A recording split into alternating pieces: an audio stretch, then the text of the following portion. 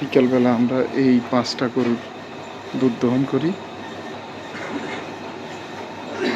এই যে বাছুরটা খাওয়ানোর পরে দুধের পরিমাণ বিকেলে 20 কেজির মতো দুধ হয় আমাদের। এটা 20 লিটারের বালতি। বাছুরে 4 লিটার 4.5 লিটার মতো খাওয়ানো হয়েছে, আর বাকিটা এখানে আছে 16 কেজির মতো, 16 লিটার।